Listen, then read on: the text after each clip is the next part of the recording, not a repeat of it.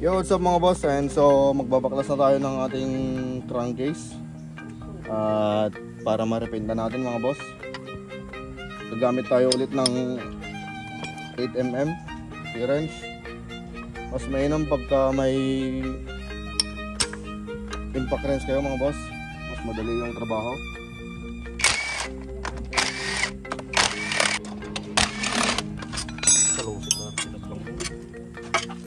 Diba, kalalamas.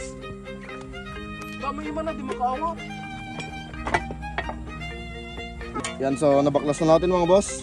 Bukas lelehan na natin to para ma-primer na natin. Bali, ang ilalagay rin natin na kulay mga boss ay black para babagay dito sa kanyang bagong airbox cover. At ayan, so hindi na natin napakita yung paglilihan natin dito mga boss. Eksakto kasing lobat yung cellphone natin noon.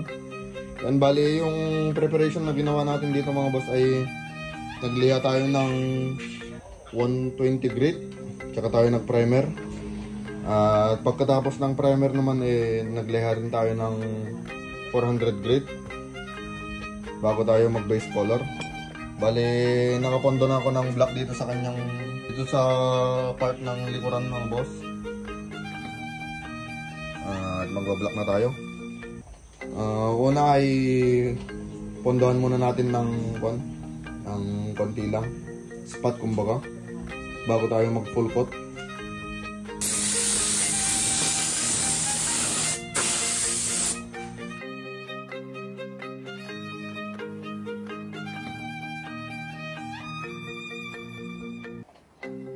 Nakapag-flash up na tayo ng 5 minutes. Magbubuka na tayo ng pang second coating.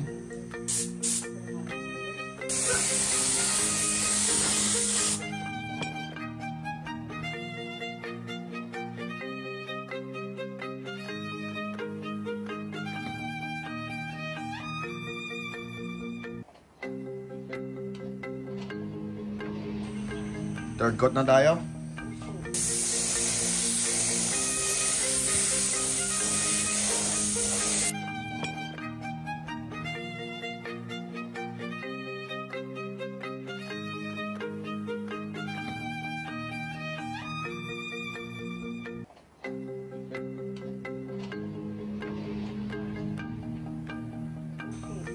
Yan, so tapos na tayong magbuka ng third coat. Bali, hahapyawan na lang to bukas ng liha mga boss pagka natuyo na, bago tayo mag top coat.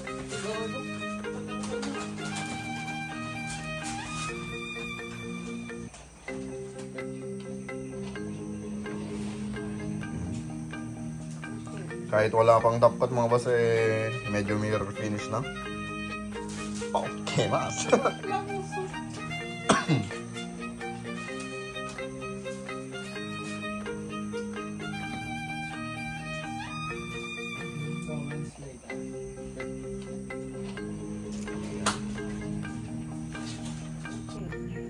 At yan, so mag-top coat na tayo mga boss.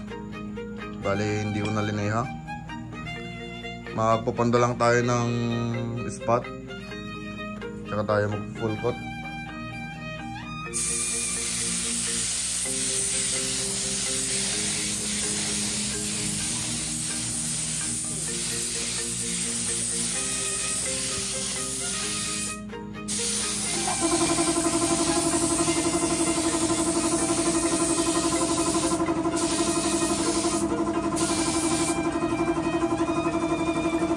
Yan, tapos na tayong mag spot or mist coat. Ang kagandahan ng mist coat mga boss ay para may makapitan yung pintura natin para sa second coating kahit hindi na tayo magliha, para iwas tulong mga boss kahit na makinis or madulas yung surface ng pinipinturahan natin.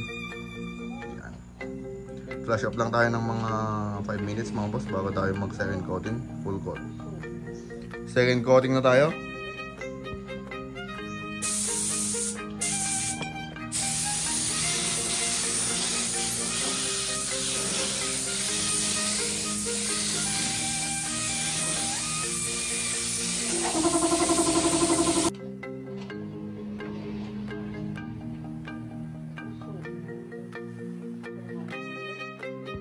Flash off ulit tayo ng 10 minutes mga boss bago tayo mag third coat or final coating.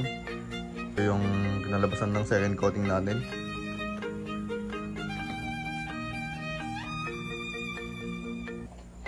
Yan.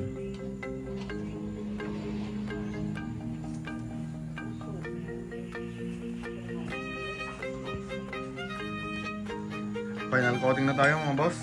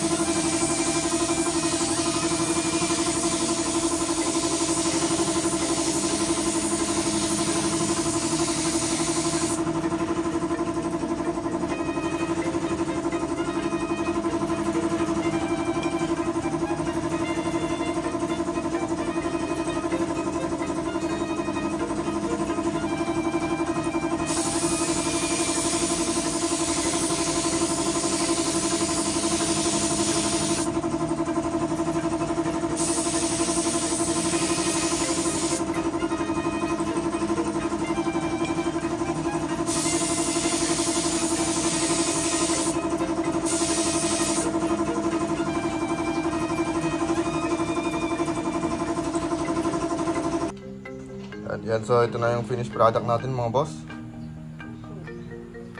Papatuyin na lang natin to tapos kakabit na natin.